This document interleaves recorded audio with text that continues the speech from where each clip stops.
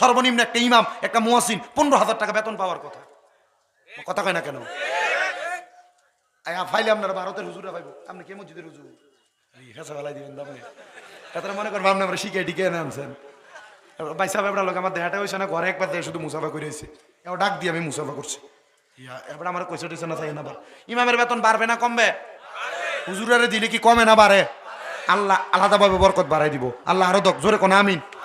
বিপদে গেলে ফিরে গেছে হুজুরের কাছে, হুজুর সিনিয়র তো করছিলাম এমনি এমনি 2 বার, কিন্তু আল্লাহ কাম করছে না, কিন্তু শয়তানরে খাওয়ামু কহনে আল্লাহ আমার দিছে। হুজুর আমি কি করতাম কন্ত? তো হুজুর কইছে শোনো, মসজিদের দরজা আইজগা থেকে দাঁড়াইবা একটানা 3 দিন। কয়দিন? 3 দিন। যেটারে দেখবা দেরি করে মসজিদে তাড়াহুড়া করে আসে, দেরিতে তাড়াহুড়া করে আইয়ে। অনেকে আসে না দেখবেন খুতবার আগে দিয়া মা গো নামাজ ছুটতে দেবো, কি তাড়াহুড়া করে মসজিদে আইয়ে, আসেনি? যেটারে দেখবা তাড়াহুড়া করে দেরিতে মসজিদে আসে, আর সবাই